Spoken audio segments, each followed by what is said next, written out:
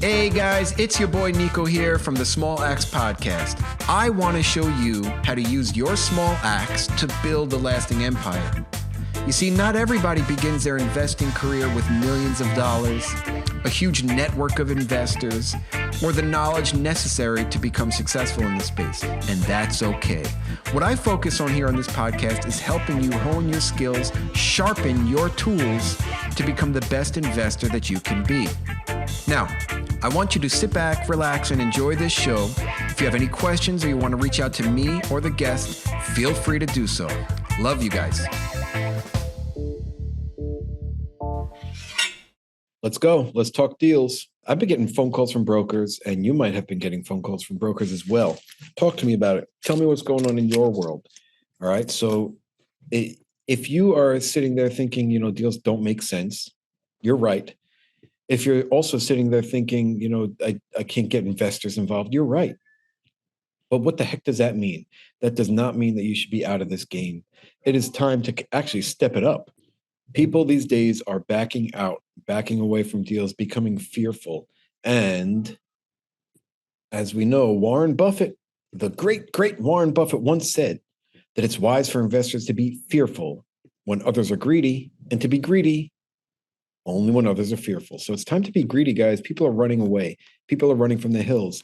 And guess what I'm getting? I'm getting pocket listings. I'm getting phone calls from brokers. I am getting conversations with brokers who wouldn't give me the time of day 3 years ago when times were epic for them. Are we fully and completely in a buyer's market today? I don't know. I don't think so necessarily. Things are going to get a little bit worse. Things need to needs to hit the fan a little bit more for sellers to realize that they can't get or command the same price points. But there are issues, right? I mean, if interest rates are double what they were 2 years ago, at least, right? Let's just say they're double. I mean, we just can't make properties cash flow. And if a property does not cash flow, you are going to lose your shirt, all right? It's terrible. Some people, I know a lot of operators out there that are struggling. We are not hitting our pro forma, and that's because of a lot of things have changed. However, the saving grace for us is our fixed rate debt. And that's how I'm going to be doing things, is fixed rate debt. And then if for some reason debt drops or interest rates drop like they're supposed to, but even if they don't or drop significantly, like let's say people are talking about interest rate cuts, right? Okay. If we cut a quarter point here, a quarter point there, that's going to take like 10 cuts to make a difference, right? So you want to have at least a point difference before you try to modify or refinance your debt. So it doesn't look like that's going to happen. Right now, we are fixed with our debt, and we are going to kind of ride this thing out until times get better. And they will. You have to understand that there are cycles in life, there are cycles in the economy, there are cycles in everything, and times will get better. It's not that we are going to sit here and just freak out and just have a fire sale. I would never do that. What I recommend is going into any deal, purchasing a deal today. You should still be purchasing deals. And I recommend that you do it on the premise of having it cash flow. Back in the day when I first started my investing journey, I didn't care about cash flow because I didn't need it or want it. Right. I was looking for equity and kind of going for like the equity multiple play. Right. So you buy it at $1 million, you sell it at 2 million. Right. That's what I was going for. I didn't need to get paid. I have a W-2, and you might be in the same boat. But that was the wrong way of thinking for me. And I'm coming to that realization now. The way you should be thinking is that the deal needs to cash flow, because there's always going to be there's always going to be ups and downs and pits and valleys or whatever you want to call it, where you're going to need a little bit more money every month or a little bit less money every month. And you want that deal to cash flow, because when things come up, you don't want to have to come out of pocket to pay for those things. Extremely important. And I listened to Ken McElroy on this. The guy's been doing this for 30 years or so. He's saying through up markets and down markets, you need just make sure that you have the property cash flows. And initially, when you look at markets like Florida, it's not a cash flow market. You look at markets like Ohio or Cleveland, those are cash flow markets. Nobody was buying there. I wasn't too interested in buying there, but they're cash flow markets. I mean, you could purchase at a lower price point and have the thing cash flow, although the equity multiple in the end wasn't great. Now I'm thinking of it like this. I still want to be in these competitive, appreciating markets like Florida, although the rents things have flattened, and that's another story. I want to still be in those markets, but I need to ensure cash flow. I will not do a deal if it's not going to cash flow based on my pro forma and my underwriting. A broker can make his pro forma or her pro forma all day long, and I will look at it, but I will absolutely not make my decision based on a broker's pro forma. And historically, nobody has ever really done that, except for a couple of years ago, people were. And that was a huge mistake that many people made. And part of the reason that many people made mistakes was there are a lot of reasons, but part of the reason was that many people were brand new investors like myself, taking leaps and bounds, thinking that the market was going to remain the way it was forever. Terrible way to look at things. All that said, if in today's market we are historically normal with interest rates, this is the historic average, more or less. If we are historically average and we can get a loan today with these historically average interest rates and we can make the property cash flow, you're good. Okay. I'm not talking about 2% cash flow. That's too risky for me. I'm talking about 5, 6, 7% cash flow. And those deals are tough to come by, especially if you're underwriting properly. Okay. You have to account for a 3% increase in expenses year over year. You have to account for and make sure that you're calculating the taxes correctly. You have to make sure you're calculating insurance correctly. All of these things, and you're calculating the expenses, all of the other expenses correctly as well. On top of that, I am now factoring in higher vacancy rates. If you read CoStar or any data, national data conglomerate, if you're reading any of the data that's going down, there are higher vacancy rates today. There's higher delinquency. Delinquency means people are not paying their rents. Some people can't afford it anymore. Rents jumped up 30% in Tampa. Can you believe that? It was like a year or two and they jumped 30%. Right now, rents are flat. All the brokers who are saying, oh, you can push it another 3% year over year, you really can't. Or there's like a 10% loss to lease. There is not. Right now, rents are flat. We cannot push rents. We are the market leaders in our properties in Lakeland, and we can't push them anymore. We're just doing lease renewals. And that's another trick and another key. Lease renewals today are so valuable rather than new leases. Here's why, and I've explained this before in the podcast, but I'm going to do it again because it's so important. If you have 100% occupancy and you are going to, and some leases are due, right? You want to raise the rent $100 or so.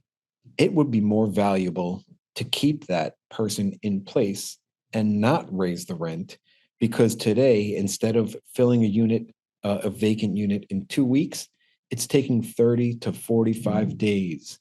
So what the play should be right now is capitalizing on the good paying tenants that you have, keep them in place, renew their lease so that you can continue to cash flow until times get better when we can push rents. Right now, we cannot push rents. We actually had to drop a little bit of our rents to get more new residents in. However, the residents that are there, we're just renewing their leases, so we don't have to drop their rents. Okay. Be careful of people breaking leases. Be careful of people not paying. We have implemented a bunch of stipulation agreements to where we can recoup a lot of the delinquent tenants' money that has been lost or quote unquote lost. We recouped a lot of it by putting in stipulation agreements. These are some tricks that need to happen right now in today's environment. They're calling this the year of the tenant. And what the heck does that mean? That means you got to make them happy to keep them, because people are leaving, people are vacating their units, people are going to cheaper areas, leaving areas, and or buddying up and roommating with people to save on rent. Some people can't qualify these days for rent either, and they have to bring in somebody else, a spouse, a boyfriend, a significant other, girlfriend, whatever it is. They have to bring somebody else, a sibling, so that they can rent together, or they're moving back home. So what you really want to do is make sure that the property looks good enough and is up to the standards and up to par with what the resident wants, so that they would be interested in renewing their leases rather than saying, get the hell out of here. We're going to get somebody else in here for $100 more a month. It is not worth it. You're going to sit vacant for 30 to 45 days and you're losing money. Rather than push rents right now, keep residents in there, keep them happy, and you will be successful as long as you're cash flowing. Now, if you got into the deal with a too high of a price point, you're screwed. I am sorry. Um, a lot of operators out there are screwed. They're trying to do these fire sales. They're trying to claim, they're getting these BOVs, which are broker opinion of values, and the brokers are saying we can get you this price only because they're trying to make a buck too, and they can't because these brokers are showing me these deals and they are not working. I am not going to pay that price at all. I even got a BOV on my property, and I know it's not worth that. So just be careful out there when you're acquiring apartments. But don't stop acquiring. Continue the conversation with the brokers. Offer where it makes sense for you.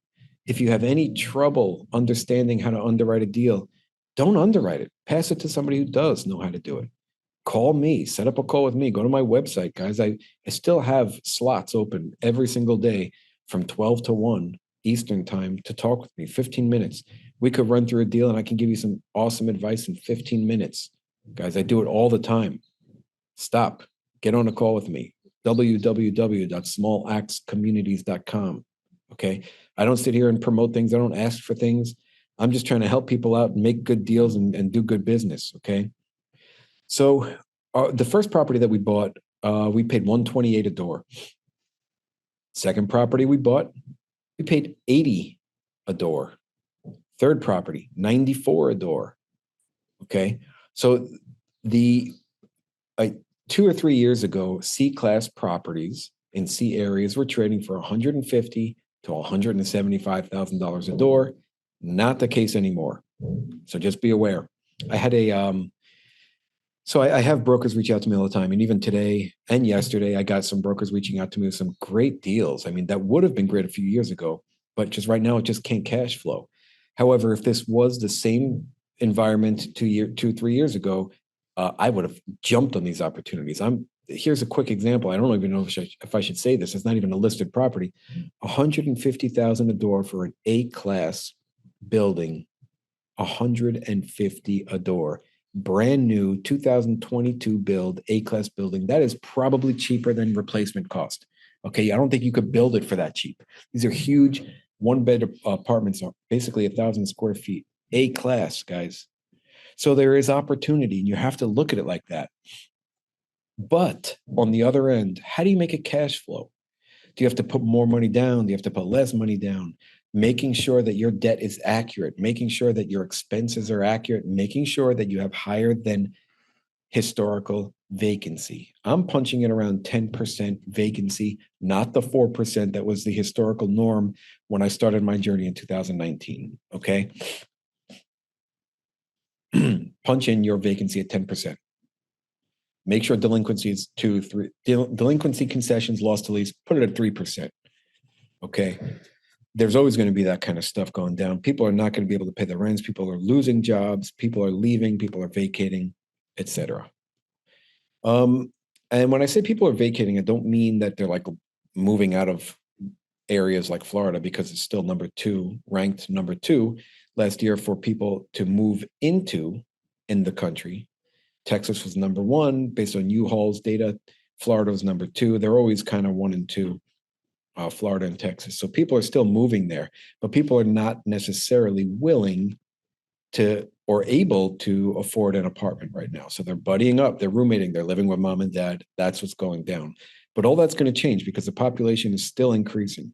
So at some point, when the jobs are better, when people feel more comfortable, more safe, more secure, they're going to go right back into these apartments and they're going to be willing to spend and pay more money.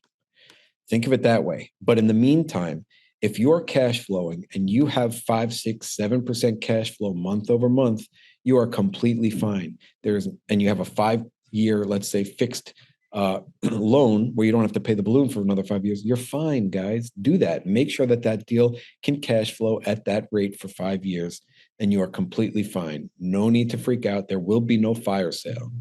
Who cares if the value of your building drops $2 million? If you're not selling it, if you're not going to refinance, it matters zero. It does not matter at all. Okay? Listen to me. Give me a call. I love you. Let's keep these conversations going. I hope you are liking these solo podcasts with just moi. And it would mean the absolute world to me if you would share this podcast with somebody that can get value from it. If you are interested in learning more about me and my opportunities, go to my website, book a call with me, www.smallactscommunities.com. My name is Nico, and we can chat, we can hang out, we could talk deals. I can kind of do a deal review for you. And again, guys, I keep telling you, I'm going to be pushing out this brand new deal analyzing calculator. It's almost ready, not ready yet. But if you want my initial version, I'm giving it away for free. Go to my website, send me an email, send me a text, send me a message, book a call with me, and I'll give it to you for free. For now, the rest will be, the next time I'm going to charge $1,000 for this, plus a bunch of other goodies. As soon as it's done, you guys are going to check it out. All right. Love you guys. Have an awesome week. Let's keep kicking some booty. Let these brokers call you and reach out to you. Listen to them. Take these deals. Look at these deals. Buy them at what makes sense for you, knowing that you need it to cash flow for the next 5 years until times get good. And then you can refi or sell. Who cares if the value drops as long as it cash flows? Adios. All right. Hey, Small Axe community. I would like to say thank you for listening to another episode of my podcast where we show you how to use your small axe to build a lasting empire. Now, if you liked what you heard, it would mean the world to me if you would subscribe, leave a 5-star rating, and write a review. Also, if you want to get in touch with me, go to my website at smallactscommunities.com. Book a call with me. And until the next episode, keep sharpening those axes.